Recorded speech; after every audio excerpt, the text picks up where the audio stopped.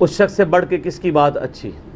وَمَنْ أَحْسَنُ قَوْلًا مِّمَّنْ دَعَا إِلَى اللَّهِ وَعَمِلَ صَالِحًا وَقَالَ إِنَّنِي مِنَ الْمُسْلِمِينَ۔ ہم مسلم کی حیثیت سے، ایک عام مسلمان کی حیثیت سے قیامت الدین اٹھائے جائیں، اس پہ ہمارا فخر ہونا چاہیے۔ یہ بھی بہت بڑا ٹائٹل ہے۔ حضرت ابراہیم علیہ السلام کا جگہ جگہ ٹائٹل کیا آیا ہے؟ مسلم، حنیفہ، وما کان من المشرکین۔ ٹھیک ہے، تو یہ غلو بالکل نہ کیا کریں۔ میں نے بلکہ ابھی فرحان کو بتایا تھا، مجلس 50 میں میں نے اس پہ گفتگو کی تھی۔ کوئی کہتا ہے جانشین بنا دیں، وہ ہے کوئی میں نے فوڈ چین شروع کی ہے جانشین بنا دیں، یا میں آگے کسی کی مسند میں بیٹھا ہوں؟ بھائی سارے خادم ہیں نبی علیہ السلام کے دین کے۔ یہ علیحدہ بات ہے، اللہ تعالیٰ کسی کو اوپر اٹھا لے۔ ڈاکٹر سرار صاحب رحمہ اللہ کی بات مجھے یاد ہے، وہ کہتے ہیں بڑے بڑے مفسر ہیں، لوگ ان کو جانتے نہیں ہیں، اللہ نے میری آواز دنیا تک پہنچا دی ہے۔ آج جہاں ڈاکٹر سرار قرآن کی بات ہوتی ہے، ڈاکٹر سرار کا ہی نام آتا ہے نا۔ کدھر گیا آپ کے مفسر تفسیریں لکھنے والے؟ ٹھیک ہے، تو یہ اللہ تعالیٰ نے کسی بندے کو عروج دینا ہوتا ہے، وہ اللہ کا فیصلہ ہوتا ہے۔ بلکہ میں تو کہتا ہوں بخاری مسلم میں حدیث ہے، اللہ فاسق سے بھی دین کا کام لے سکتا ہے۔ اسی کی بنیاد پہ آپ کسی کے بارے میں کوئی بزرگی نہ کلیم کریں۔ تو میں نے ان کو کہا کہ وہ ایک میرا اس میں کلپ تھا، میں نے ڈسکشن کی تھی کہ کسی بھی شخصیت کو بت نہ بنائیں۔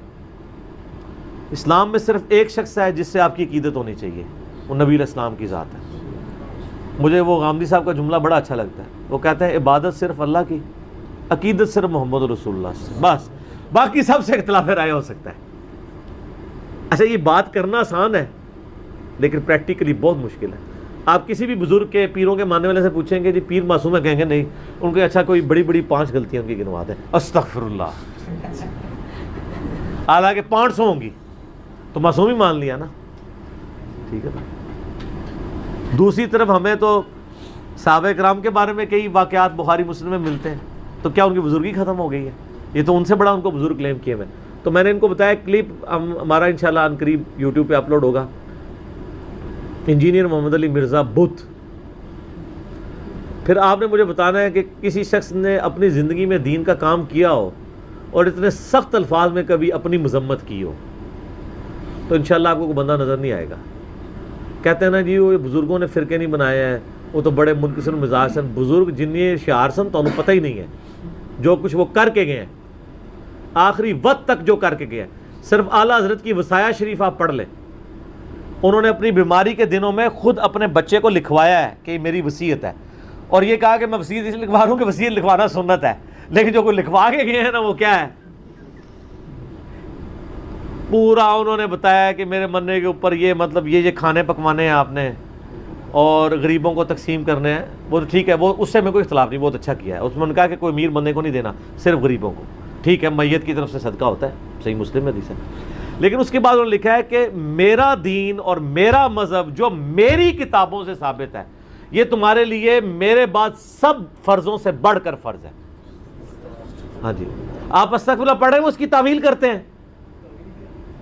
تعویل وہ یہ کرتے ہیں کہ ان کا دین اسلام تھا، تو آپ سے اگر وہ پوچھے کہ آپ کا دین کیا ہے تو آپ کہیں گے اسلام، اور اگر آپ کہتے ہیں کہ میرا دین، تو اس میں کیا مسئلہ ہے؟ لیکن مسئلہ یہ نہیں ہے، انہوں نے کہا میرا دین اور میرا مذہب جو میری کتابوں سے ثابت ہے، اس سے ہمیں اختلاف ہے۔ ہم کبھی یہ نہیں کہتے کہ میری تعلیمات جو میرے پمفلٹوں سے ثابت ہے۔ ہم کیا کہتے ہیں کہ نام وابی، نام بابی، میں ہوں مسلم علمی کتابی۔ اور میں کہتا ہوں کہ میں نے تو اپنی مجلس 50 انٹرویو 4 گھنٹے کا ریکارڈ کرایا، اس میں نے کہا تھا کہ میری زندگی میں مرنے کے بعد بھی میری کسی ویڈیو میں نے کوئی بات کی اور حدیث میں الفاظ مختلف نکل آئے تو آپ نے حدیث کو ہی فالو کرنا ہے۔ میرا سلپ آف ٹنگ ہو سکتا ہے یا آؤٹ آف کنٹیکسٹ ہو سکتا ہے یا میں نے کوئی اور طریق بیان کیا ہوگا۔ سر یہ جتنے بزرگ فرقے بنا گئے ہیں اپنی زندگی میں بڑے بڑے بت بن کے گئے ہیں خود، وہ ان بت پرستی کی انہوں نے مخالفت کبھی بھی نہیں کی ہے، بلکہ اپنے سامنے کسی کو کھڑے نہیں ہونے دیا۔ اگر آپ سمجھتے ہیں کہ ایسا نہیں تھا تو آج کل جتنے کھڑے ہوئے ہیں دیکھیں وہ اپنے نائبین کو آگے آنے دیتے ہیں، سیاسی پارٹیوں میں یا مذہبی پارٹیوں میں اپنے بچوں کو آگے لے کے آتے ہیں،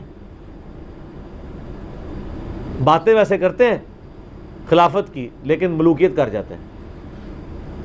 ڈاکٹر سرار صاحب سے بھی یہی ہو گیا نا، ان کا بھی مطلب دماغ ان کے ساتھیوں نے خراب کیا ہے۔ انہوں نے جو شروع میں بندے چنے تھے اپنے پاس سکسیسر کے طور پہ، ان کا بیٹا شامل نہیں تھا اس میں، تو لوگوں نے پھر وہ جس طرح حضرت مغیرہ ابن شعبہ حضرت معاویہ کے کان بھرے کہ جی وہ جی امت کے وسیع تر مواد میں آپ کو یزید کو بنا دیں۔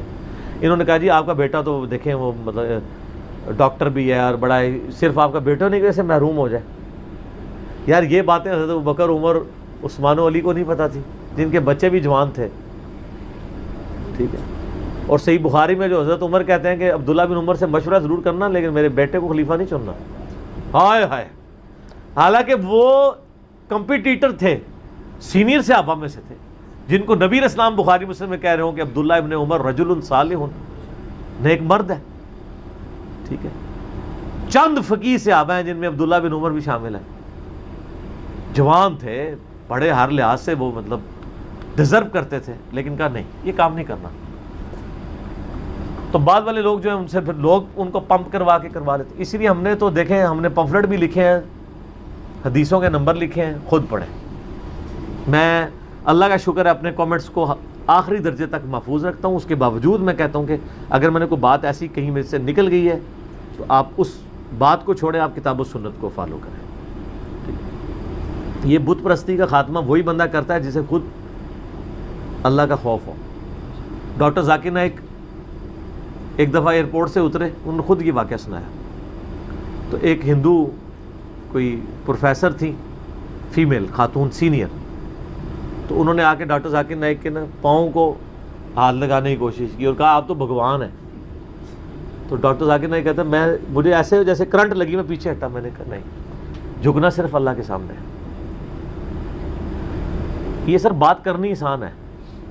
ڈاکٹر ذاکر نائک کو اللہ کا تعارف ہے، اسے پتا ہے کہ اللہ تعالیٰ کو شرک سے کتنی چیڑ ہے. اسے یہ فکر پڑ گئی اس وقت کہ میں نہ رگڑا لگ جائے میرا تعظیم کے چکر میں. میں اپنی بھی بات اپنے بھائیوں سے کہتا ہوں کہ اگر اس ساری دعوت و تبلیغ اور اتنی سارا ایک مشن کے اگینسٹ میں جنت میں پہنچنے میں کامیاب نہ ہوں تو میں تو باڑ میں جائے نا میری ساری تعلیمات جو میں محنت کر رہا ہوں. اگر میں خود کامیاب نہیں ہوتا، اس کے لیے پہلی ضرورت ہے کہ میں اپنے اوپر چیک لگاؤں کہ ہاں جی میرا کوئی دنیاوی منفعت، کوئی دنیاوی کوئی کسی سے بینیفٹ یہ نہ ہو. اللہ کا شکر ہے ہم نے وہ بین کیا ہوا ہے. بار بار اس میں بھی بات کی ہے، عورت کے فتنے سے بچیں، مال کے فتنے سے بچیں، شہرت کے فتنے سے بچیں. دنیا کے سارے شیاطین مل کے آپ کی دعوت کو نقصان نہیں پہنچا سکتے.